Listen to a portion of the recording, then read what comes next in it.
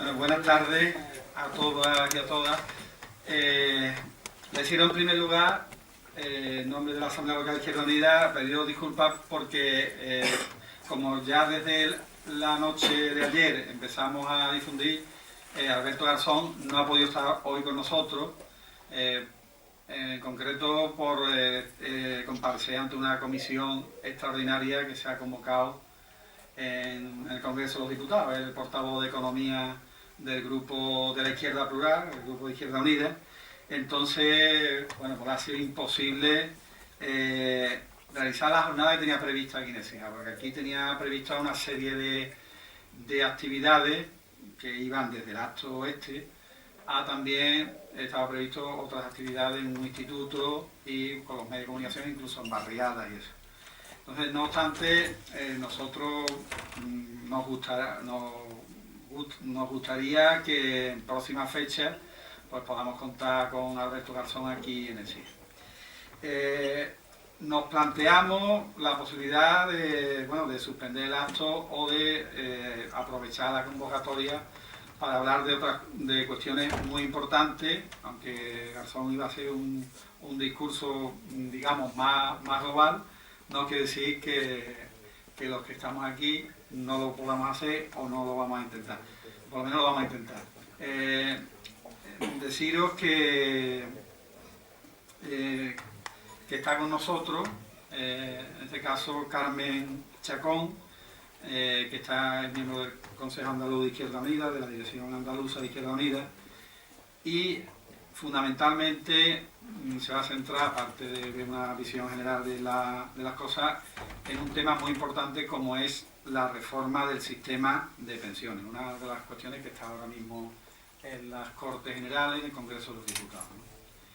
Yo quería, una vez hecha esta disculpa y poniéndonos en situación, en primer lugar quería mostrar nuestra indignación y la importancia que tiene socialmente que condenemos los actos de violencia de género que día a día pues, se están produciendo en nuestro país.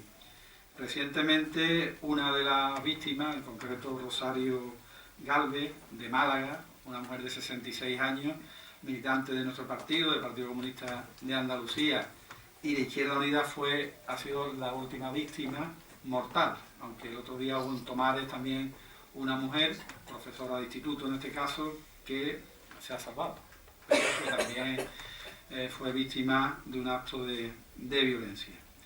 Es una cuestión que no podemos perder de vista y que está ahí. ¿No?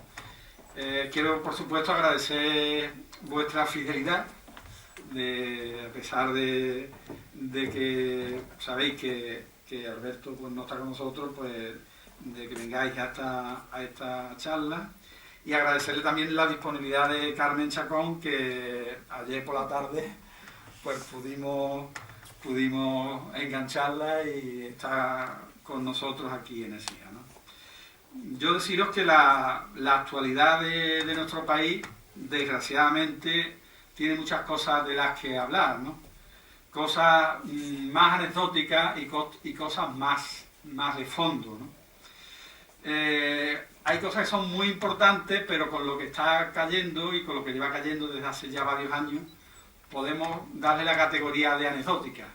Por ejemplo, lo de la supresión de la ayuda del Estado a las becas Erasmus, dentro de lo que está cayendo, yo las pondría en ese capítulo, no porque sean menos importantes, sino porque no afectan, como veremos ahora a continuación, a la columna vertebral de una involución planificada y programada a la que estamos asistiendo. Asistimos también a espectáculos de cinismo como el que hubo recientemente en el Congreso de los Diputados, con el ministro de Hacienda Montoro diciendo que los salarios crecen moderadamente en España. No sé si tuvisteis la oportunidad de escucharlo, me temo que sí, cuando todas las personas que están en la calle, que están en el mundo de a pie, saben que la bajada de salario, aparte que las estadísticas lo están diciendo, pero el mundo real nos está diciendo que la bajada de salario es una cosa generalizada, particularmente entre los trabajadores y trabajadoras que tienen una situación de precariedad que ya en España superan el 70% de los que estamos en el mundo del trabajo, ¿no? Ha habido momentos en que incluso se ha magnificado pequeña bajada de la estadística del paro, no ha sido este mes, pero un par de meses, ya, una pequeña bajada a nivel nacional, y se le dio una gran importancia, 41 personas en toda España, vamos. Bien, cosas de esas están ocurriendo todos los días. Yo digo que esto estaría dentro de lo anecdótico. También hemos visto que siempre se puede ir a peor. Sabéis que ahora mismo la LOMCE está en el Senado y ha habido una enmienda que aún la empeora más todavía, para que los centros que segregan por sexo, pues inmediatamente que la ley sea aprobada, las comunidades autónomas que han prohibido que reciban fondos públicos mediante concierto, pues tengan que dar marcha atrás.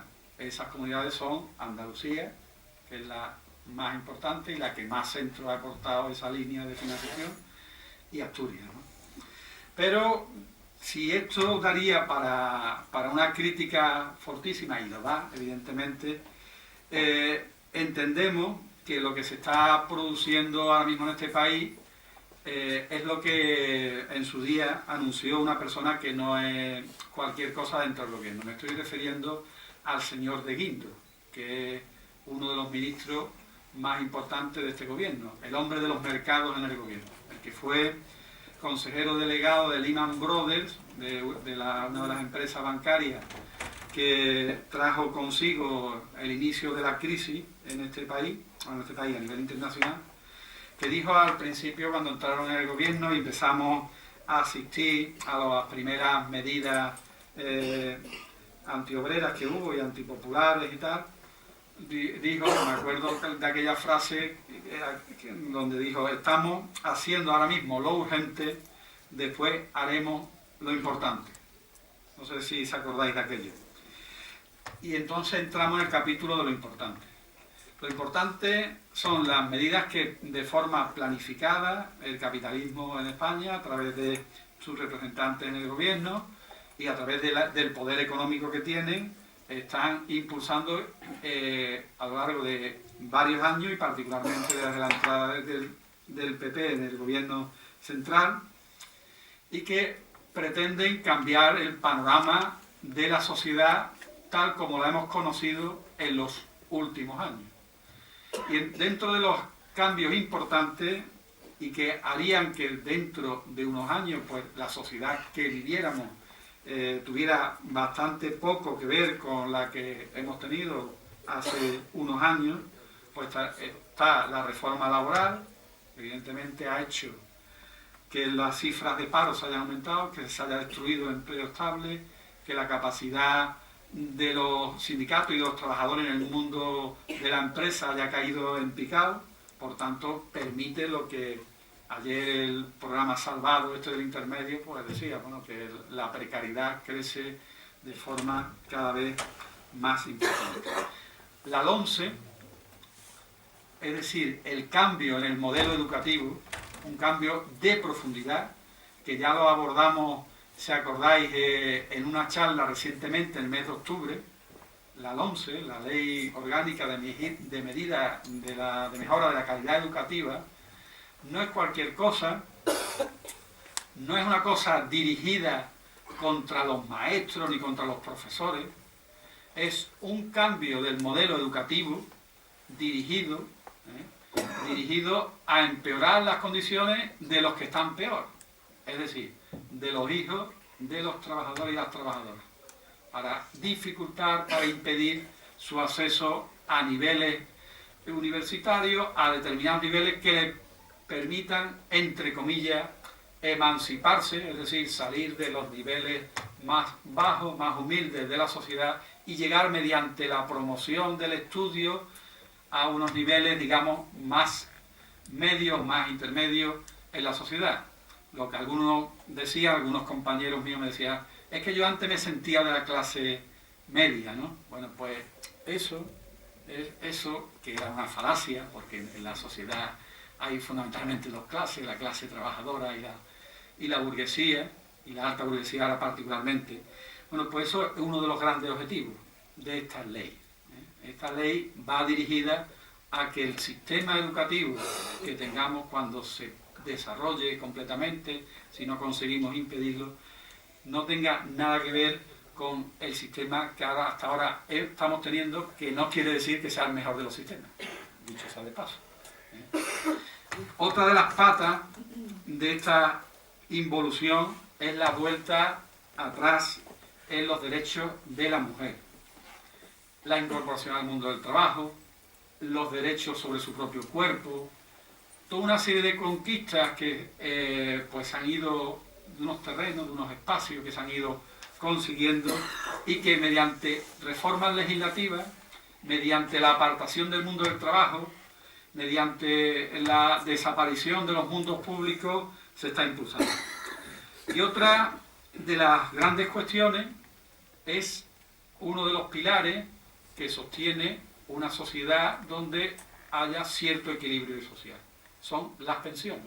Los trabajadores a lo largo de la historia han luchado por garantizar que cuando no somos capaces de seguir trabajando porque físicamente ya no podemos, pues tener una pensión que nos permita vivir con dignidad. El mundo de las pensiones es un mundo que mueve a través de las cotizaciones a la seguridad social una cantidad importante de dinero, y esa cantidad importante de dinero el gran capital quiere meterle el bocado. Y para eso, y yo con esto voy a terminar, contamos hoy con Carmen Chacón aquí. Carmen Chacón nos va a hablar de esta involución que estamos sufriendo y de cómo en detalle nos pretenden dar un paso atrás de unas consideraciones muy grandes en el mundo de las pensiones. Esto, como yo decía antes, referido a la educación, el referido a la educación decía que no era un problema de los maestros, que era un problema general, particularmente de la clase trabajadora. Pues el problema de las pensiones no es un problema de los pensionistas, vamos, de los pensionistas de hoy, que también lo es, sino fundamentalmente es un problema de las nuevas generaciones, de la gente joven que se incorpora al mundo del trabajo o que está en el mundo del trabajo y que su futuro se va a ver, sobre todo, más negro cada día. Pues con esto le paso la palabra a Carmen, agradeciéndole una vez más su disponibilidad para con nosotros, con la Asamblea Local de Izquierda Unida de Écija. Carmen, muchas gracias por estar con nosotros. Pues muchas gracias también a vosotros por acordaros de mí. Ya vine una vez, algunas caras ya conocidas de la vez anterior que estuve hace unos meses, cuando el hachazo anterior a las pensiones, y ahora en este momento. Yo creo que es importante que veamos y no vayamos, como decía Salvador, viendo las cosas parcialmente, sino globalmente, porque esto no es que ahora se les ocurre la educación, ahora se les ocurre la sanidad, ahora se les ocurre las pensiones, después el bocadillo a la dependencia. No, esto yo creo que para que podamos transmitir con quien hablamos y enterarnos primero y transmitir, tenemos que hacer un pequeño análisis de que esto es una cosa programada, orquestada y bien estudiada, y de cómo dirigida desde una ideología y desde una política concreta, ¿no? No es que vayamos a hablar desde hace muchísimos años, pero sí me gusta hacer un poquito de recordatorio de algunas cosas más globales. Yo me acuerdo que cuando en el año 89 cae el muro famoso, hubo debates que se planteaban, bueno, pues ya no hay dos ideologías dominantes en el mundo, porque ya una, digamos, desaparece, luego por tanto va a haber una pluralidad de pensamiento, y entre la pluralidad de pensamientos vamos a conseguir pues unificar criterios, consensuar, etcétera, etcétera. Bien. esto no ha sido así, lo que pasa es que va tardando su tiempo y va haciendo progresivamente, ¿no? La globalización, que entendemos que es una nueva fase o una fase diferente más avanzada del capitalismo, y con un desarrollo de un pensamiento único que sabe a dónde va y va haciendo sus pasos poco a poco. Si recordáis, cuando Europa empieza a funcionar organizadamente, Maastricht, el Tratado de Maastricht, posteriormente el Tratado de Lisboa, ya diseñan una Europa en la que Europa central es la Europa industrial, es la Europa que va a producir, y los países periféricos de Europa del sur, el sur de Europa fundamentalmente, digamos, somos países dedicados a los servicios, ¿no? El ocio, el turismo y cierta historia. También recordaréis algo que se llamaba Directiva Bolkestein, sonó mucho en su momento, y que ya hablaba y recomendaba de privatizar, porque era más rentable privatizar algunos de los servicios públicos. Luego todo va caminando en una misma línea. También me gusta explicar un poco cuál ha sido la evolución de las pensiones, del sistema público de pensiones en nuestro país, desde que en el año 66, todavía en la dictadura, se crea la Seguridad Social con un sistema mixto entre público y las mutualidades de los funcionarios, etcétera, ¿no?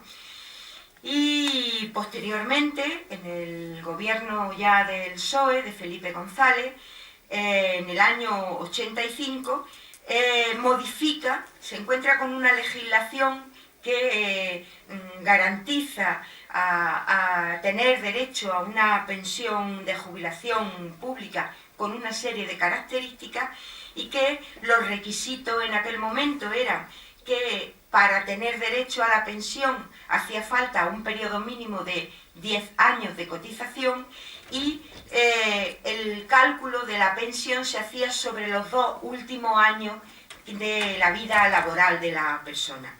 Aquella ley, que se llamaba de medidas urgentes para racionalización de la estructura y acción protectora de la Seguridad Social, nombres rimbombantes que se le ponen a las leyes, da lugar a la primera huelga general de este país, convocada entonces en solitario por comisiones obreras, un 20 de junio del 85. ¿Por qué pasan de 10 a 15 años el periodo mínimo de cotización, y de 2 a 8 años el periodo para hacer el cómputo de la pensión? Ha habido una serie de normativas y de legislaciones posteriores que han ido alargando esas condiciones para tener derecho a una pensión. Pero es que además en el año 87 se aprueba una ley de planes y fondos de pensiones, y es la primera vez que se favorece un crecimiento de un sistema libre y complementario, es decir, las pensiones privadas, los planes de pensión privadas. Por ahí se empieza un poco a meter mano, digamos, en las condiciones de las pensiones, y en que, bueno, se puede, las personas que quieran pueden complementar con una pensión privada la pensión pública. Y bueno, la huelga aquella famosa nuestra del 88, ya segunda huelga general, primera convocada por comisiones y UGT, sí es verdad que da lugar a algunos avances en materia de carácter social, de las prestaciones por desempleo, etcétera, etcétera, de las pensiones mínimas contributivas, etcétera. Año 95, el Pacto de Toledo, se crea. El Pacto de Toledo, que habréis oído hablar, la idea era que las pensiones eran una cosa tan importante, las pensiones, que no debían estar al albur de los distintos partidos políticos que gobernaran y de las distintas ideologías que gobernaran en el país, sino que tenía que ser algo consensuado entre las fuerzas políticas, los agentes económicos y sociales, es decir, los sindicatos, que por ley se llaman sindicatos mayoritarios y la patronal.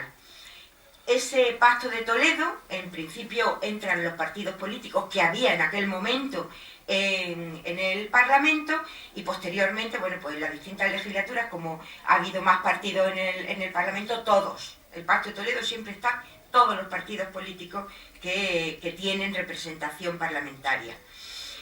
Y agentes sociales, decía, sindicatos, comisiones y UGT, que somos los que, digo somos porque yo, como decía el compañero, también soy de comisiones obreras, secretaria general de los pensionistas en Sevilla, y comisiones y UGT, y las patronales, COE y CEPIME.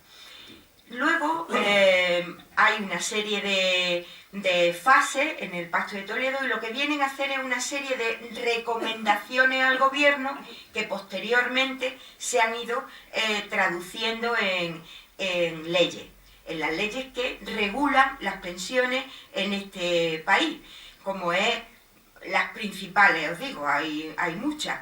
Separación de cómo se pagan las pensiones contributivas de cómo se pagan las no contributivas. Veréis, las contributivas son las que se generan en función de las aportaciones que empresas, empresarios y trabajadores hacen a través de la nómina, del salario. Las no contributivas, bueno, pues son las pensiones de viudedad, de orfandad, etcétera, o las mínimas de alguien que no ha podido trabajar y que tenga una cobertura mínima de su vida, ¿no? Bueno, pues separación de fuentes, es decir, que a través de la seguridad social se paguen las contributivas y las no contributivas que vayan en otros conceptos de los presupuestos generales del Estado, ¿vale? Se reducen también regímenes especiales, la flexibilidad en la jubilación, aquello de que puede haber una jubilación anticipada, jubilaciones parciales, etcétera, etcétera, etcétera. Y también el Pacto de Toledo sigue estimulando los sistemas privados complementarios de pensiones. Posteriormente hay un acuerdo en estas recomendaciones que la patronal no firma en aquel momento porque su interés es solamente que les rebajen las cotizaciones de lo que tienen que pagar para las pensiones. Y también se crea, como recomendación del Pacto de Toledo, se crea lo que es el Fondo de Reserva de la Seguridad Social. Eso es que el dinero que sobra entre lo que cotizan los trabajadores y el dinero que se gasta en pensiones, pues en vez de incrementar más todavía las pensiones, se mete, digamos, en una hucha para los momentos difíciles y complicados que pudieran existir. Porque es que ya desde el año 95, bueno, había voces que decían que podía llegar un momento, que la población que se jubile es tan numerosa, que no va a haber dinero suficiente. Después eso se ve en la práctica que no ocurrió así, por los movimientos migratorios, la cantidad de trabajadores que vienen de fuera, y que con las cotizaciones siempre ha sobrado dinero. Bien, y va incrementándose con las distintas normativas y legislaciones las condiciones, como decía, para tener una pensión, la pensión completa, no una parte, sino el 100% de la pensión. Llega la crisis, la llamada crisis, que como decíamos antes, tanto Salvador como yo, bueno, pues una, llamémosle, estafa programada, estructurada, organizada de futuro. Y el 12 de mayo del 2010, sorpresivamente, el presidente Zapatero, en ese momento, presenta un paquete de medidas de que esto empieza a tener problemas económicos el país, y presenta una serie de medidas, varias, no las voy a decir todas, porque afectan a empleados públicos, etc. Y una de ellas es que suspende la revalorización de las pensiones del año siguiente y congela las dos cosas. Las pensiones hasta ahora, la normativa es la siguiente: cada año se hace un incremento a la pensión en enero, y cuando llega el mes de noviembre se ve cuál ha sido el desarrollo del índice de precio al consumo, del IPC, y si ha subido más que lo que se han subido las pensiones, se hace un cálculo de lo que tenía que haber cobrado el pensionista en esos meses y en enero siguiente se daba en una única paga. Bien, eso lo suspende, Zapatero lo que hace es suspenderlo y congelar, es decir, en enero de 2011 no hubo incremento de pensiones. Luego, en febrero de 2011, se firma el conocido acuerdo de pensiones entre sindicatos, patronal y el ASE, como se llama el acuerdo ese, en el que, bueno, hubo alguna contestación incluso desde el interno de las diferentes organizaciones sindicales. En la sociedad también hubo tal, porque pasan de 35 años de cotización que estaba en ese momento a 37, y para hacer el cálculo de las pensiones, ¿os acordáis que en el 85 era de 2 años y pasó a 8? Pasa a 25 años. Es cierto que ese acuerdo lo que hace es alargar, que eso vaya siendo aplicado progresivamente hasta el año 2027, ¿vale? Y tenía que haber entrado en vigor, entraba en vigor en enero de este año 2013. Bien, como decía, había muchas voces que en distintos momentos ya hablaban de que, en fin, las pensiones, como una anécdota os cuento que nuestro anterior presidente de la Junta, José Antonio Griñán, que antes fue ministro de Trabajo y Seguridad Social entre el 93 y el 96, yo tengo por ahí, pues me gusta guardar ciertas cosas, un recorte de prensa en el que decía que, bueno, que porque la gente no se podía jubilar a los 70 años, podía alargarse entonces, o sea, ya los rumores empezaban, ¿no? Bien, en noviembre del 2012, cuando ya el Partido Popular había obtenido la mayoría absoluta, hace que la charla que tuvimos, el acto que tuvimos hace unos meses aquí, lo que hace es imponer la no revalorización de las pensiones, pero con una diferencia de la vez anterior. Fue en mayo cuando el Partido Socialista suspende ese tema. No es que lo anula, pero lo suspende. Claro, el derecho, dice la ley, que se crea en noviembre con la publicación del IPC consolidado a ese mes. ¿Qué hace el Partido Popular? Una vez que ya está publicado ese IPC en noviembre, a finales de noviembre rompe y dice que no hay revalorización de pensiones. Sabéis que ese tema está, ya lo he explicado, en el Tribunal Constitucional, porque el derecho ya estaba creado, está en el Tribunal Constitucional, ha habido una serie de parlamentarios, 50 parlamentarios que presentaron eso. La defensora del pueblo dijo, bueno, como ya lo han presentado los parlamentarios, ¿para qué voy a decir yo nada, no? Casualmente. Bien, esa medida es muy dura, teniendo en cuenta que las pensiones no es solamente que no se revaloricen en función del IPC, sino que además en ese año ha habido incrementos del IVA. Ha habido el repago de los medicamentos, o sea, una serie de gastos que se acumulan fundamentalmente en las personas pensionistas, en este caso, y que endurecen la medida bastante, ¿no? Pero es que además ese fondo de reserva de la Seguridad Social, ese dinero, esos millones que hay guardados ahí y que la están utilizando el Partido Popular, dicen, para pagar las extraordinarias de las pensiones, porque no tienen dinero, lo tienen invertido en deuda pública. Y cada vez que van a necesitar el dinero, lo tienen que extraer de ahí. Yo de finanzas no entiendo mucho, pero cuando, no las preferentes, pero sí cuando uno tiene un pequeño dinerillo a plazo fijo y lo necesita antes, pierde dinero, ¿no? Bueno, pues si lo tienes invertido en algo y lo tienes que rescatar, encima están gastando de nuestro dinero que hemos guardado todos, pensionistas y los trabajadores actuales. Bien. Y además, todo ese apriete de tuerca sobre unas pensiones que en España están en una media de 800 euros, vamos, que no son 5.000 euros mensuales lo que cobramos, ¿no? Que en Andalucía está en 770, 780 de media, En Sevilla en torno a 800 euros. En Sevilla, por ejemplo, el 31% de las pensiones están como mucho en 600 euros, ¿eh? O sea que no pensemos que estamos haciendo en un mar, digamos, de unas pensiones medias como están en Europa, que tienen un nivel mucho más alto. Pues, como no se conforman, de sacar más dinero, ahora, después del recorte de la educación, de los recortes de la sanidad, de los recortes que están produciendo, del tijeretazo que le quieren meter ahora a las administraciones locales, a los ayuntamientos, etcétera, quitando dinero por todas partes.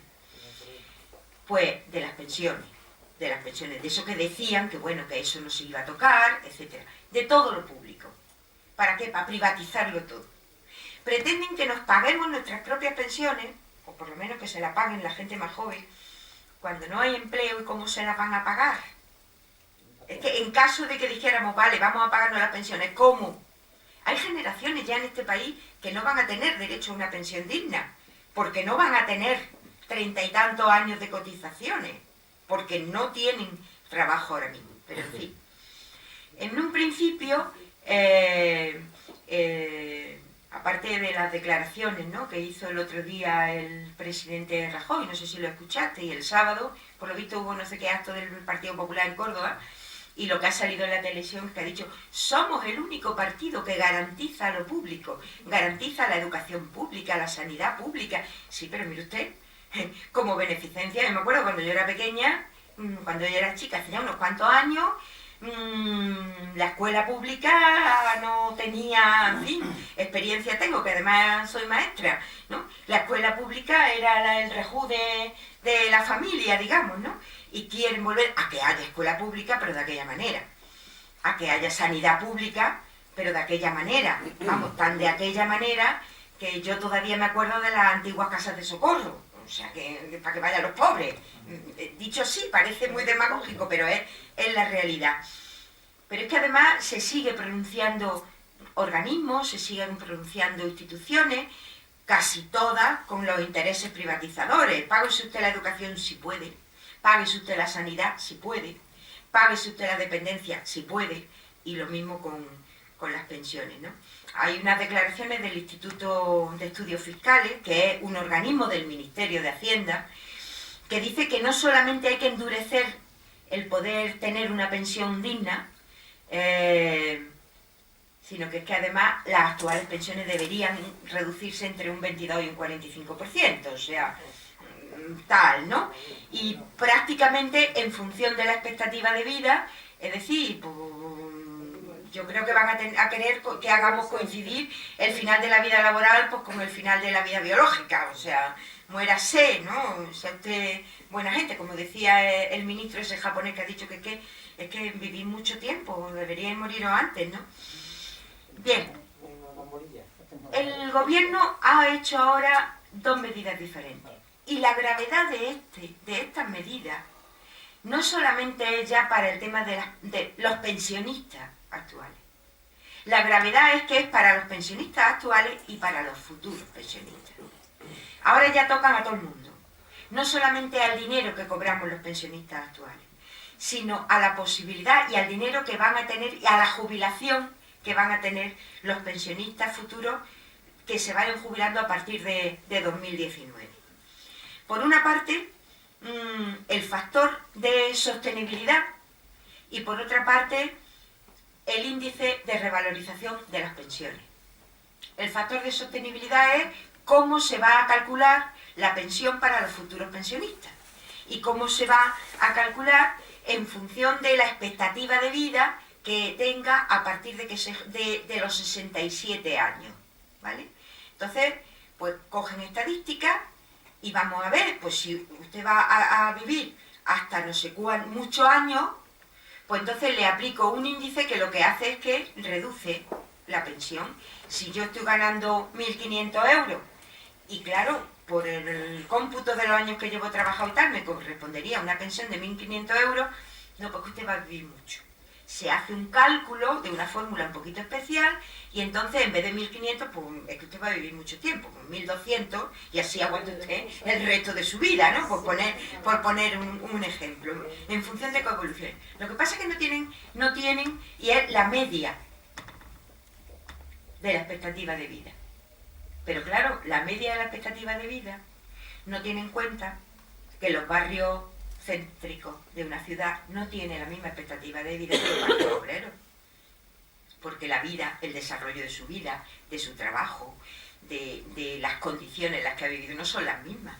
Es que hay una estadística publicada por un organismo oficial que dice, por ejemplo, que la expectativa de vida más baja de España es del triángulo Sevilla, Cádiz y Huelva, por ejemplo, ¿no? La minería de Huelva, la vida de los pescadores, los trabajos duros de algunas zonas de la provincia de Sevilla, el campo, en fin, eso no lo tiene en cuenta. Y para todo el mundo el mismo. Y se utilizarían pues las tablas de mortalidad de las personas que se van muriendo, que van teniendo algún tipo de pensión, etc. Como decía, este índice se va a aplicar a las personas que se jubilen a partir del 1 de enero de 2019. Y digo se va a hacer porque, bueno, el tema está en el Parlamento, se está debatiendo, en el Congreso de los Diputados ya ha sido, ahora mismo está, se aprobó, y que además el día que se aprueba esto, por la mayoría absoluta del PP, la noticia que sale en los medios de comunicación es que como era muy tarde, los parlamentarios salieron corriendo, no la gravedad de lo que habían aprobado, que vaya alguna historia de narices. Fue el día de la carrera, sí, que salió en todos los medios, que tuvieron que salir corriendo porque era muy tarde y algunos perdían el tren y el AVE y el avión y no sé qué, ¿vale? Y el otro es el índice de revalorización de las pensiones. Es decir, la ley que yo he explicado antes de cómo nos pagaban la diferencia entre lo que se subía en enero y lo que había crecido el índice de precio al consumo se cambia. Y es cambiarla por una fórmula que tenga en cuenta también la inflación, pero otros elementos adicionales que cambian esas. Es decir, cómo está la economía y cómo están los fondos de la seguridad social. Claro, si la seguridad social ahora mismo, que hay muchísimo paro y que hay menos cotizantes y que además, aunque digan algunos políticos que no, los salarios han bajado, por tanto la cotización es más baja, es menos dinero que entra en la seguridad social. Entonces, ¿qué podría ocurrir? Porque algún año de estos próximos la seguridad social tuviera, en vez de resultados positivos o empate, digamos, que pueda tener ingresos negativos. No, mire usted, pero entonces tendrían que bajar las pensiones. No, ponemos un techo del 0,25%. 0,25% que ya va a ser el incremento para el año que viene, porque ya está, en los presupuestos generales del Estado que se están debatiendo, ya está puesto que el incremento del dinero en pensiones va a ser solamente el 0,25%. Y además tiene la desfachatez el ministro Montoro en decir que bueno, este año no va a ser tan grave, porque este año el IPC no va a tener un incremento importante. Claro, mire usted, pero ahí no entra lo que han subido los medicamentos, ahí no entra lo que ha subido la luz, y este año el recibo de la luz subió 3 veces. Ha habido 3 incrementos de energía. Es que el agua, por ejemplo, tampoco entra. Es que hay muchos conceptos que no entran, pero que pagamos. Es que han subido algunos impuestos, en algunos ayuntamientos también las tasas y los precios públicos, etcétera. Todo eso no entra en cosas que no entran en el IPC y que entonces, bueno, pues no vamos a tener problemas con que este año.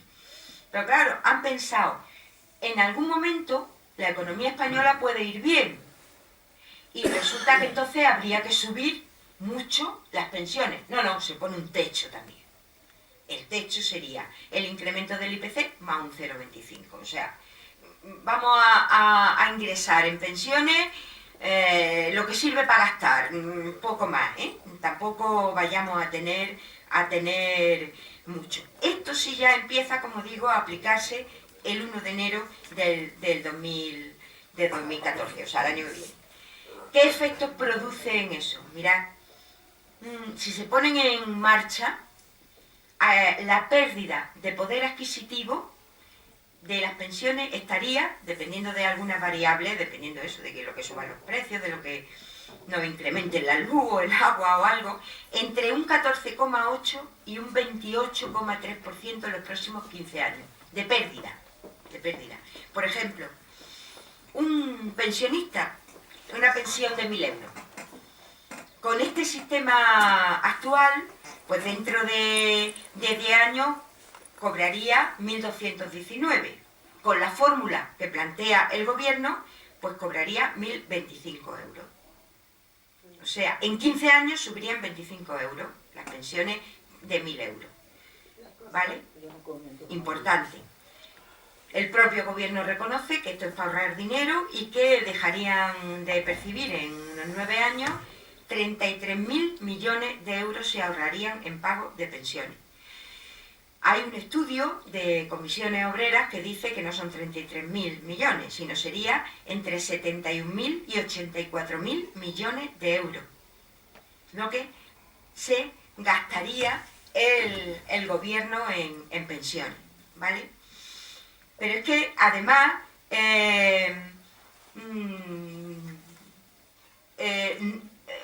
el gobierno lo que hace, como siempre, en todo lo que está haciendo es ir a gastar menos, a gastar menos, a gastar menos. Pero no se plantea decir vamos a ingresar más, porque se puede ingresar más en el sistema. El sistema público de pensiones no está en peligro. Mirad, os decía que la Seguridad Social, con el dinero que se ingresa por cotizaciones, paga también las pensiones no contributivas. Si esas pensiones fueran a costa de presupuestos generales del Estado, más otra cosa, cuando la Seguridad Social se crea como una especie de organismo independiente y el salario de los empleados públicos va en el capítulo correspondiente de los presupuestos generales del Estado. El salario de las personas, que no tienen ellos la culpa, yo no voy a decir que sean ellos, el salario de las personas que trabajan en Seguridad Social más todos los gastos administrativos van a costa también de las cotizaciones de los trabajadores. Están considerados como una cosa aparte, aunque es administración pública. Simplemente con que esas pensiones no contributivas y que ese gasto que hay administrativo de seguridad social, salario y todo el material que se utiliza y todos los gastos, fueran igual que el resto de empleados públicos y todo a cargo de presupuestos generales del Estado y al sistema público de pensiones, no tendría ningún problema. Pero no lo quieren hacer así.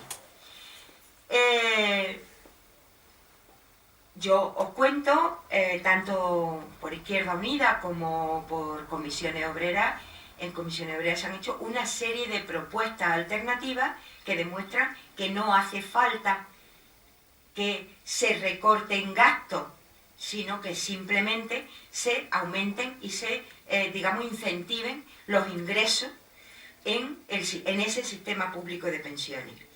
Hay una serie de medidas que van unas a corto plazo, otras a medio plazo y otras, digamos, más estructurales, más del sistema, ¿no?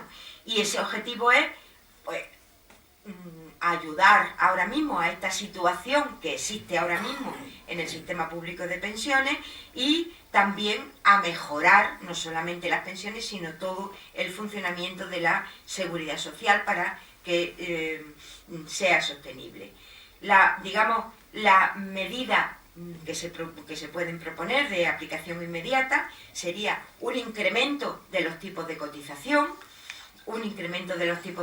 cotización. No es que estemos planteando echarnos a pelear ahora trabajadores y pensionistas para las pensiones, porque encima le vayan a incrementar las cotizaciones, sino hacer un estudio progresivo. Fundamentalmente por una cuestión, y es porque hay un tope de cotizaciones.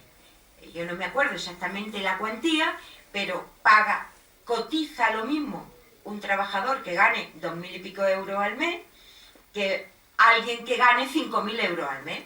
Hay un tope, o sea, se va progresivamente pagando más en función de tu salario, pero hay un tope. Está en 2.000 y pico, el 2.500, 2.600 por ahí, el tope máximo. Y los demás ya, hombre, no es que haya mucha gente que gane 3, 4, 5.000 euros, pero las hay, ¿no? Luego que coticen más en función de lo que están ganando. También se podría igualar, estudiando cuáles son las distintas posibilidades, las cotizaciones del autónomo con las cotizaciones de trabajadores por cuenta ajena. Lo que yo decía antes, asumir el gasto de todo lo administrativo y de personal de la Seguridad Social por parte del Estado en los presupuestos generales del Estado. No es tanto el dinero ese, pero sí es un dinero suficiente para que se garantice el tema de pensiones. Y luego un cambio en la filosofía de las reducciones que hay a los empresarios en cotizaciones de distinta clase y en beneficio a los empresarios en muchas contrataciones. En vez de, os pongo un ejemplo, se hace un contrato no bonificado, sino subvencionado contrato por un empresario, y eso conocéis casos muchos. Hacen el contrato, le dan el dinero correspondiente al empresario porque ha hecho ese tipo de contrato, dentro de 3 días o algo más despiden al trabajador y se ha quedado con ese dinero. No, bonifíquense ciertas contrataciones. ¿Y eso qué quiere decir? Quiere decir que si el empresario demuestra que ha hecho tantas contrataciones, que ha durado tanto tiempo, que es un contrato de ciertas características, entonces se bonifica con una serie de ventajas, pero no tiene por qué darse a priori, sino a posteriori, una vez comprobado que efectivamente cumple las condiciones y los contratos son, digamos, reales, y son contratos que no causan ningún tipo de fraude, es decir, se comprueban. Y luego, digamos, otra medida de reactivación económica, inversión para crear empleo, que es fundamentalmente el método y el elemento que realmente puede hacer que si la gente trabaja más y en mejores condiciones, hay más trabajadores y trabajadoras, con las cotizaciones evidentemente se arregla y se supone, a lo mejor, vamos, de cada millón de afiliados, por ejemplo, de la Seguridad Social que se pierde, son 5.000 millones de euros menos que entran en la Seguridad Social. Entonces eso habría que hacerlo. Y luego algo fundamental, que es la persecución de la economía sumergida. Pero no la economía sumergida de la persona que es fontanero y que la criatura hace un chapú y que no nos pasa la factura con IVA, no, sino los grandes fraudes que están haciendo las grandes empresas y que se sabe perfectamente y que no llega la inspección nunca a ese tipo de fraude, ni a solucionarlo ni a declararlo. Y todas las no contributivas, como decía antes, pasar a otro régimen, pero también una reforma fiscal, una reforma que haga que el que más tiene más pague.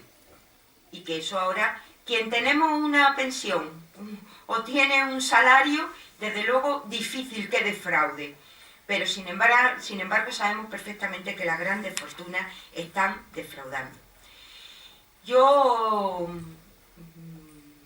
termino diciendo, porque parece que la situación está difícil, está complicada, pero depende también mucho de nosotras y de nosotros. Informarnos, decir cuáles son las verdaderas motivaciones de esta gente, de este gobierno, de estas intenciones. Sumar a mucha gente, organizarnos, pues para movilizarnos. Tenemos que estar en la calle, participar en todo, las movilizaciones y las actividades que se hagan públicas para demostrar que no estamos de acuerdo, que no aceptamos estos recortes. Yo termino animando a un gran acto de movilización que con todo este tipo de situaciones, de la educación, de la sanidad, de la dependencia, de las pensiones, en contra de esos presupuestos generales que llevan todos estos recortes, va a haber el día 24 en Sevilla, a las 12 de la mañana, va a haber una gran manifestación, es domingo, podemos ir todos y todas, y los abuelos que cuidamos a los nietos también nos lo podemos llevar, ¿eh? Y esa manifestación está convocada por en todo el Estado, lo que se llama la cumbre social, en el que están muchas organizaciones y están también los sindicatos, comisiones obreras y UGT, el día 23, en alguna comunidad como en Andalucía es el día 24, así la plataforma que es la paralela, que nunca me acuerdo, que es la Convergencia Democrática, no me acuerdo cómo se llama ahora mismo, es la que convoca en Andalucía, y en Sevilla, en toda Andalucía, es el día 24 por la mañana, a las 12 de la mañana. Se nos tiene que ver. Yo siempre digo lo mismo, porque la crisis no es nuestra y las consecuencias tampoco, y sin embargo la estamos pagando, pero nosotros somos más, y por tanto tenemos que poder más. Muchas gracias.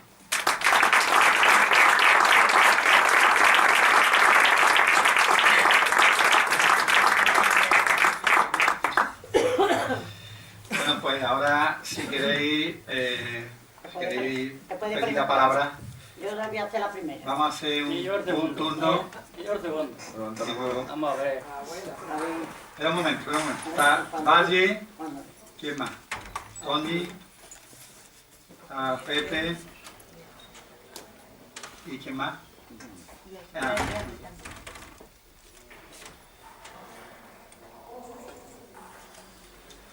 Bueno, tengo apuntado 4 palabras. Entonces, Valle. Eso de las pensiones por fin, entonces ¿cuánto nos van a subir? O, la paguilla esa no la van a dar, o tampoco, hay este año nada. Entonces ¿cuánto nos suben? ¿Cuánto nos suben? El 0,25%. 0,25. Yo cobro 631 euros. Entonces que me suben un euro dos, ni para pipa. Ni para pipa. El año pasado me subieron a mí, me parece que fue 12 euros por ahí. Hace 2 años fueron 30. Ya va la cosa, hombre, pero... Ya ni para el café. Ya ni bueno, mira, el 1% son 6 euros, el 0,25 es 1,5 euro. 1,5 euros. Si cobro 31 voy a cobrar 30, casi 33. Sabes que está bien la cosa. Yo quería hacer varias preguntas. Primero, entonces ya no va a subir las pensiones de acuerdo con el índice de precio al consumo. Entonces va a subir a gusto del ministro de turno que haya. Porque si él dice no hay dinero este año, pues no se suben las pensiones. Si al año siguiente seguimos no hay dinero, no se suben las pensiones. Te contesto. ¿Por qué? El 0,25. Sí. Haya lo que haya. Haya lo que haya. Haya más, y como tú no lo sabes lo que hay, si hay más o hay menos. Efectivamente. Sí. Yo os cuento una anécdota, perdonadme la expresión, pero había una viñeta del Roto, ¿sabéis? Que decía, a partir de ahora no va a subir las pensiones el IPC, sino el ISC, el índice que me salga de los cojones. Más o menos eso. Y la otra era, por ejemplo, mirando la juventud, si ellos, por ejemplo, el que tenga un trabajo milurista, vamos a suponer, se hace su plan de pensiones, ¿qué significa? ¿Que no va a pagar a la de seguridad social? No. Sí, también. Es decir, que entonces más machaqueo todavía. ¿Cómo va a comer? Sí, le tenemos que decir que pagarle. Hombre, sobre todo lo que hay que recordar a todos los trabajadores y a la gente en general, que ningún banco, que son los que están moviendo los fondos privados de pensiones, garantiza nada. Ya sabéis quién ha tenido que venir a rescatar a los bancos, lo sabéis, ¿no? Ahora metemos plan de pensiones en el banco y no te lo queda de Claro, o sea que ellos están dibujando otro modelo de sociedad en el cual lo público no tenga importancia, donde ellos puedan pegarle el bocado a lo público vía fondos de pensiones, pero ellos no garantizan nada, porque lo hemos visto en el tema de los bancos que han tenido que ser rescatados por los dineros públicos. Sí, el sueldo es cada vez más pequeño. Ahora te quitan el bocado de la seguridad social, te quitan el bocado del IRPF, que te lo van subiendo. Y ahora encima, ¿de dónde sacas para comer? Si encima te tienes que pagar un plan de pensiones, ¿cómo comes? ¿Cómo comes esta criatura que viene del futuro? Y no cuente con el plan de pensiones, porque si el banco no tiene, Hombre, no te lo va a dejar retirar. ya, pero es que no va a poder ni pagarlo. Con 1.000 euros, ¿cómo va a poder pagar tantas cosas? El que coja 1.000 euros. Es guapo, nos vamos a Madrid, Pepe. no debe comer Bueno, hoy. vamos a acabar la lotería, ¿no? Bueno, pues yo sigo creyendo que los sindicatos son muy blandos, demasiado blandos. Primero, han consentido que las empresas públicas se vayan todas al garete. Segundo, han consentido que todos los dineros vayan para las grandes empresas y no ayudarle al pequeño y mediano empresario. Eso son los sindicatos. Tercero, se consienten los señores diputados que cuando van allí al Congreso falten más de la mitad.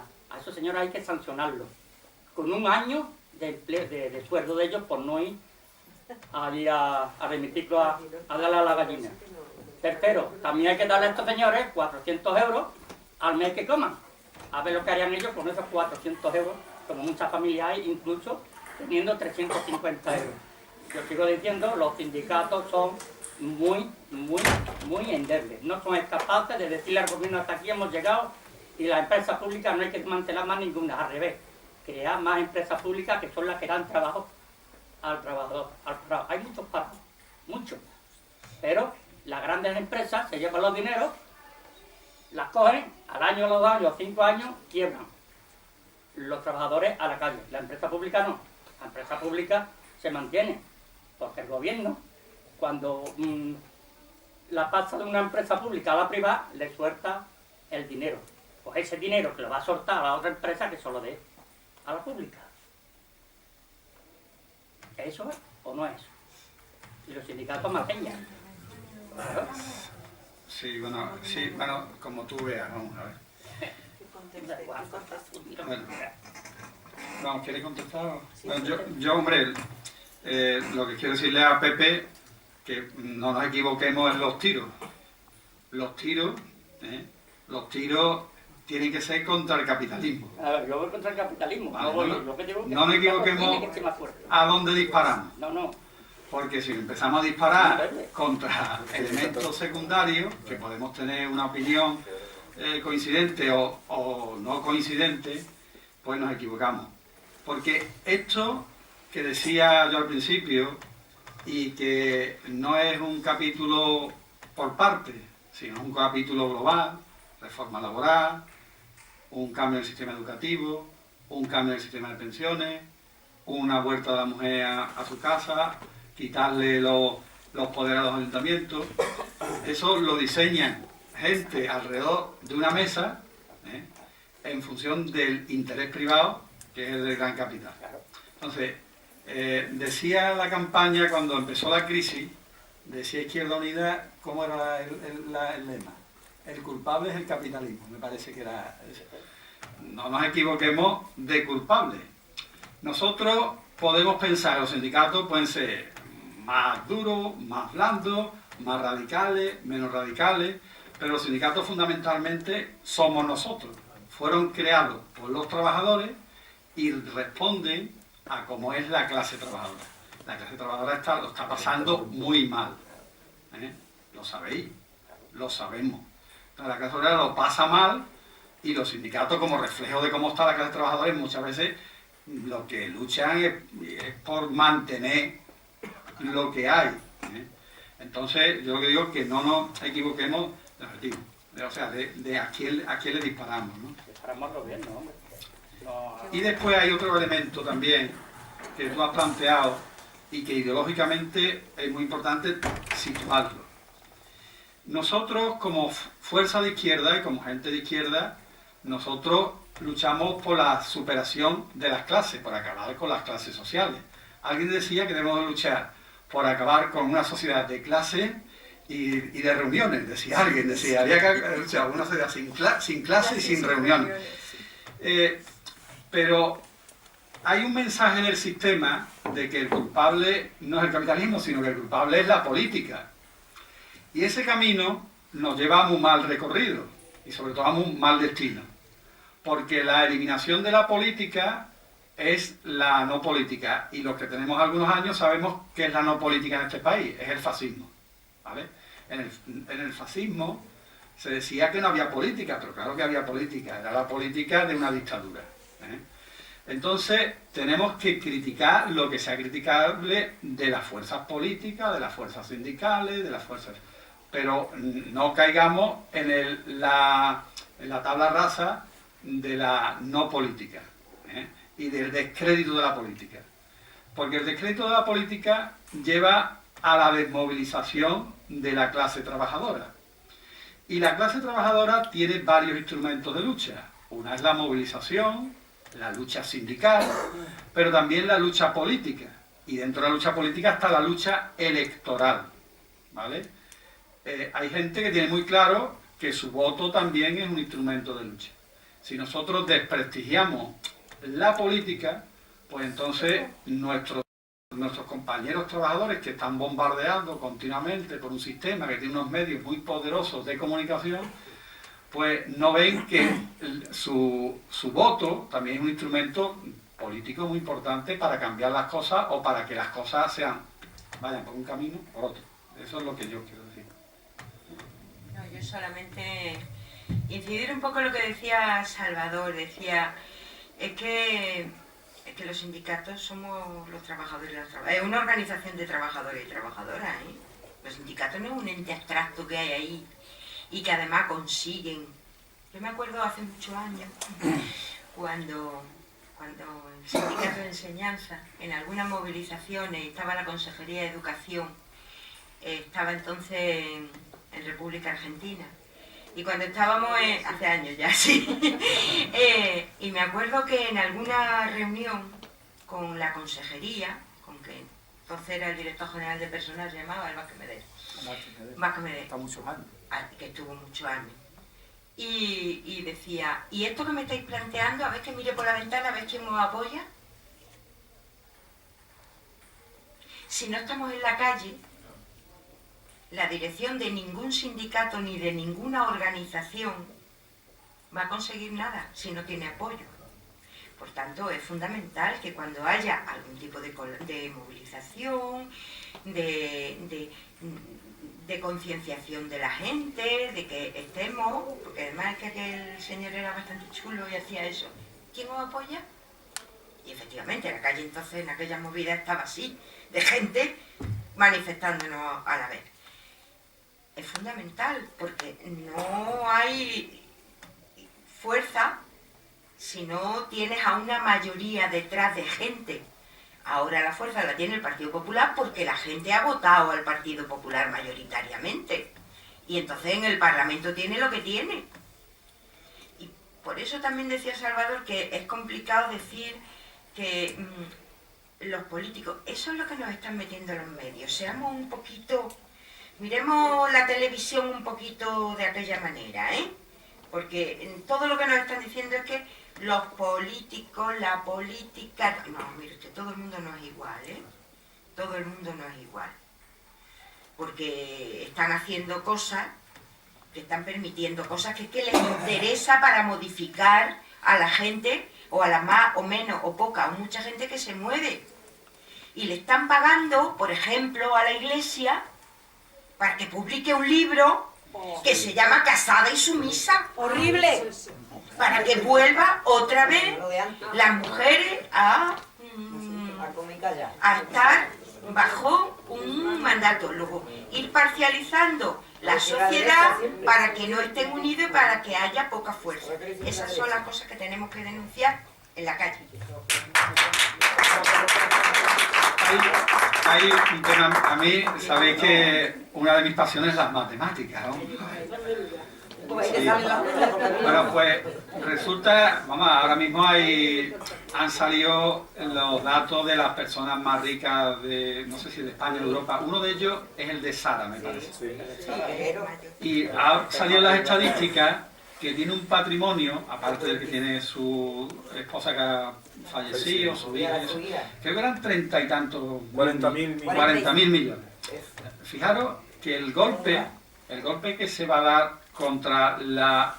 que estima el gobierno, contra las pensiones, es de 33.000 millones, que los cálculos de comisiones son superiores. Pero bueno, 33.000 millones. Pues resulta que 33.000 millones es la cantidad que tiene este hombre de patrimonio. Esta gente lo que nos quieren es que pensemos es que España, como República de Trabajadores, hace un decreto que dice que el patrimonio de este hombre queda expropiado. 33.000 millones por interés social, por ejemplo. Y tenemos números. Estáis viendo que los bancos están volviendo a declarar, los resultados trimestrales, y yo lo que estoy escuchando es con beneficios de 3.000, 4.000, 5.000 millones. Bien, el gran hachazo contra la educación pública y la sanidad pública conjuntamente fue de 10.000 millones, ¿vale? 10.000 millones. Bueno, pues resulta que con los beneficios de una serie de bancos, A los que le hemos dado dinero, en un año, pues es equivalente al hachazo que se le va a dar, bueno, que se le ha dado, se le viene dando ya desde en estos últimos años, el decreto del PP, la ley no sé cuánto y la ley no sé qué, de sanidad equivalente. Entonces, esta gente con los medios que tienen, porque todos los periódicos son deficitarios y las televisiones y las radios son deficitarios. Entonces, ¿por qué no cierran? Porque alguien la sostiene, porque crean opinión. Entonces, esta gente lo que quiere es que nos fijemos, es que si el diputado sale, que si el diputado gana, los diputados son 350 personas. Eso no suman los miles de millones. No cambiemos, no nos equivoquemos de donde tenemos que disparar. Que evidentemente nosotros tenemos que luchar porque el diputado gane de forma equivalente a lo que gana una persona normal para que no se vaya de esa vida normal. ¿Me entendéis? O sea, el diputado tiene que vivir como vive un trabajador medio. Pero que el problema no es el diputado, el problema es el capitalismo. Bien, ahora toca a Juli. Bien, yo te quería hacer dos reflexiones. La primera es que lógicamente las leyes que están pariendo ahora se podrán cambiar, ¿no? Cuando no exista esta mayoría tan absoluta, habrá que pactar con el diablo si hace falta para derribarlas y poner otras que por lo menos tengan lo de antes o un poquito mejor si se puede. Eso es lo primero, o sea que hoy tendremos estas leyes, pero que pueden ser derribadas y cambiadas por otras con una mayoría, con una iniciativa legislativa o de la forma que sea, pero que se pueden quitar. Luego, pensemos que eso es posible. Segundo, todos caen en el...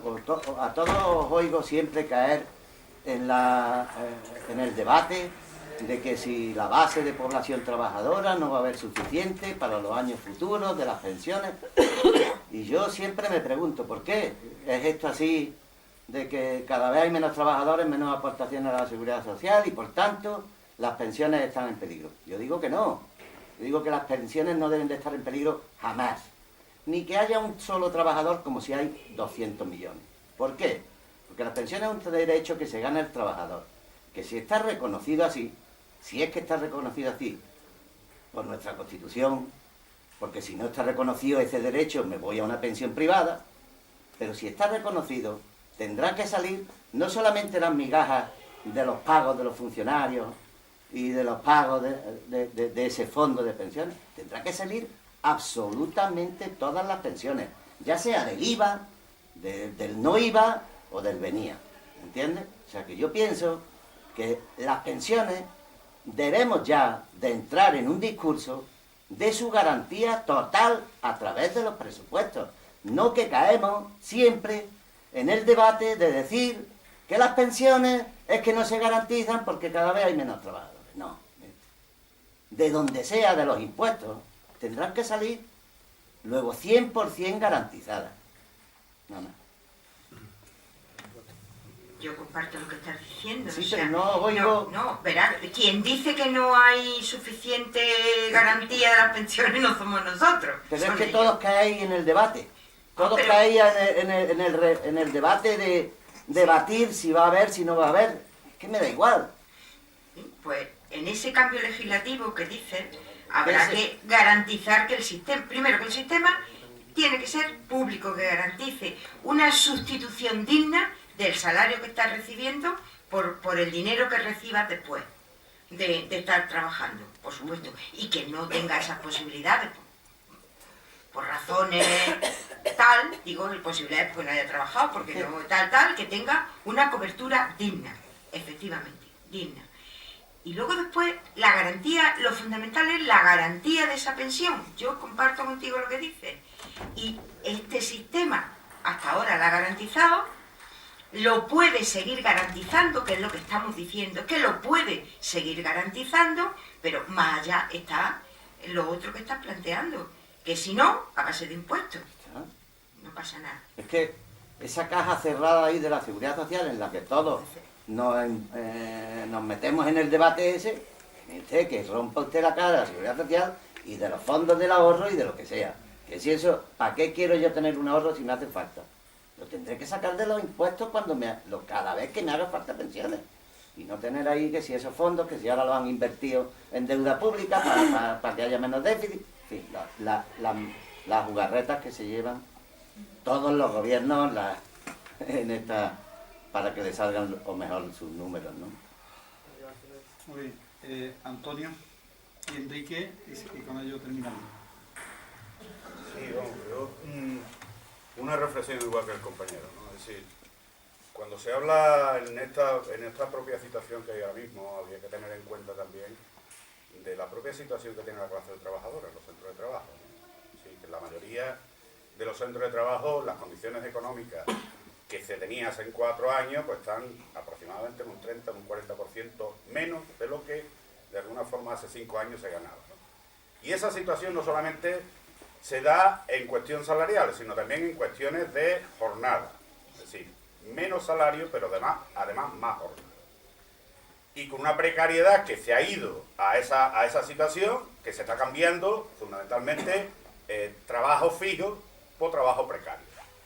En ese conglomerado pues es bastante difícil, y en la situación económica que se tiene ahora mismo es bastante difícil, bastante complejo, el que la clase trabajadora pues tenga posibilidades de movimiento. Alguien decía, posibilidades de movimiento hay siempre, ¿no? El problema es la posibilidad de movimiento en cuanto a plantearte en movilizaciones masivas, ¿no? Pero fijar una cosa, hace poco hemos tenido una huelga de la enseñanza. Al día siguiente el gobierno empezaba a hablar ya de posponer a no sé qué fecha algunas cuestiones de la ley. ¿No será que eso, además de que había una respuesta importante en los centros de trabajo, por la tarde en todas las capitales de provincia había una movilización fuerte en todas las capitales de provincia y ha hecho que el gobierno se piense algo esa situación? Quiero decir con esto que si no hay movilización, no hay sindicato aquí que soporte ninguna historia. Es decir, los sindicatos no es una, como dice Carmen, no es una cosa abstracta que dicen, bueno, los dirigentes que arreglen y ustedes qué hacéis. No, mire usted, esto va acompañado por una movilización general de la gente o no es posible cambiar nada. El propio Partido Socialista está planteando con respecto a la reforma laboral que cuando empiecen a gobernar pues cambiarán. Ya lo veremos, seguramente tendremos que hacer alguna que otra movida para poder recuperar lo que decía el compañero. Y no olvidemos que 100 días antes, del gobierno del PP, Comisión Obrera le planteó una huelga general a ese gobierno. En el tiempo de democracia que llevamos, yo creo que ha sido el gobierno que se ha llevado ante una huelga general. Que decían, que nos acusaban, que no le íbamos a dar ni siquiera los 100 días de gobierno. Ante esa situación, hombre, yo digo que animaros a que participéis en las movilizaciones. Ahí el 24, como bien decía Carmen, el día 13 hay otra movilización, el día 17 hay otra movilización con el tema de los ayuntamientos, y que efectivamente no nos acobarden, porque aquí hay una cuestión, y termino. Primero empezaron con los profesores, luego con los funcionarios, luego con los pensionistas. Hace poco, la ministra una de las ministras, que no me acuerdo ahora mismo Fátima. no, la viceconsejera, la vicepresidenta. Soraya. Dio un dato que luego al final fue falso, es decir, que decía que había 500.000 trabajadores que estaban cobrando fraudulentamente el desempleo. Luego se hace un estudio y resulta que no llegan ni a 5.000 el fraude que hay dentro del desempleo. Y eso lo dice casualmente, no, lo dice porque quiere echar a pelear a los trabajadores que están en trabajo, que están trabajando, contra aquellos que están cobrando una prestación y contra aquellos que los empresarios que están ahí con la boca abierta a ver con lo que cae, pues intentan a ver cómo abaratan esa situación. Y al final, ¿quién pierde? Pues al final, lógicamente, pierde aquel que sea más vulnerable, y el que es más vulnerable en ese momento es el que está cobrando el desempleo. Pero al final somos todos partícipes en una manera u otra de la crítica para ver cómo coño nos cargamos o bien al funcionario porque está muy bien, o bien a los maestros porque viven de puta madre, y somos partícipes de eso. Y eso desde luego o lo corregimos o le estamos dando en cierta manera la ventaja al capital para conseguir su objetivo. Pues Enrique. Yo no suelo intervenir mucho, pero vamos, si no intermeco ahora, reviento como psiquiatra. Hace un montón de años, hace unos cuantos de años, no mucho, los sindicatos se hicieron un esfuerzo enorme para movilizar a la gente, sobre todo, que se ha dicho, sobre todo al gobierno de Foy y después consecutivamente al gobierno del PEA. Hicieron un esfuerzo enorme, físico y económicamente, para llevar, en este caso a Madrid, una tras otra, a Madrid, manifestaciones de miles de personas. Gente con un bocadillo de calamares sin tener nada que ver con lo que alguien está diciendo aquí. A las 4 de la mañana estaba en Carrefour, con un bocadillo de calamares y en Madrid. Y como ese o esa clase de gente, miles de gente de toda España. Cosa que a alguien que protesta mucho aquí ahora no se le vio por allí, ¿eh? No se le vio. Y que ya está bien. Ya está bien de culpar tanto a los sindicatos que parece que las televisiones o alguien por ahí atrás nos están comiendo el poco y dice, ese cuando entra seguro va a decir esto. Ya está bien, hombre. Miles de gente. Un esfuerzo enorme. Los sindicatos pagando autobuses por un bocadillo de calamares a las 4 de la mañana yendo a Madrid 7, 8 veces, ya son kilómetros, Sevilla, Cádiz, ¿Qué año hace? para que no, 3, 2, 1, sí. No entremos en diálogo. No entremos en diálogo. El diálogo no es bueno, yo he terminado ya. Ya está bien, ya está bien de esta clase de cosas, Bueno, esto está pasando como con los partidos, ¿no? Y más dentro de nuestra clase, de nuestras casas. Bueno, pues yo quiero, vamos a concluir el acto. Porque no están allí a las 4 de la mañana a vernos subirnos tú, Sí, no vienen. No, vamos a ver. Nosotros debemos escuchar todas las opiniones y después dejar las cosas también claras. Sobre todo este acto tiene un valor formativo. Hemos estado unas 40 personas aquí que tenemos que transmitir a muchos más gente, porque somos un pueblo de 40.000 habitantes. Estamos aquí, no llegamos ni al 1%. Tenemos que transmitir toda esta información. Ahora mismo hay como hemos dicho, una gran batalla con el cambio del sistema de pensiones, también con un cambio en el sistema educativo muy importante y que no, como he dicho, no es que afecte a los maestros fundamentalmente, sino que afecta sobre todo a la clase trabajadora. Y el día 23, en Andalucía, el día 24, vamos a tener una oportunidad de manifestar ese rechazo. No sé, ya sabéis, os adelanto que nosotros desde Izquierda Unida vamos a participar en la manifestación. seguramente lo haremos con los sindicatos de aquí de Écija, y que sepáis que el día 24 vamos a estar allí. Si se puede hacer alguna cosita más aquí en Écija, será antes del día 24. Estamos también haciendo reuniones en los colegios con las AMPAs y tal, lo digo por si hay alguno que pueda transmitirla. Ya se han hecho en algunos colegios a petición de las AMPAs, se han ido a explicar el tema de la LONCE. Si podemos seguir con esa dinámica, estamos encantados de ir a los colegios para explicar el tema de la LONCE a los padres y a las madres, porque insisto que no es un tema solo de maestros, es un tema fundamentalmente de las barriadas y de la gente humilde, el futuro que va a tener para sus hijos y para sus nietos. Y también teniendo un recuerdo emotivo, hombre, de solidaridad con los mujeres y hombres del campo que hoy se están siendo juzgados en Granada. Creo que la sesión se ha dado esta mañana, no tengo noticias hasta otro día en la escuela, pero desde aquí también nuestra solidaridad y nuestro recuerdo y nuestro apoyo a esos hombres y mujeres que han estado, que ahora mismo están con peticiones de cárcel incluso por una movilización obrera, por un tema que pone en evidencia que aquí está habiendo problemas muy gordos, como ha dicho hoy Diego Cañamero esta mañana, si lo escuchado en la radio, diciendo que estamos haciendo esto porque es que estamos en la extrema necesidad. Entonces nosotros con esa gente sí tenemos que estar, y tenemos que estar el día 24 también en la lucha, ¿vale? Pues nada más, gracias.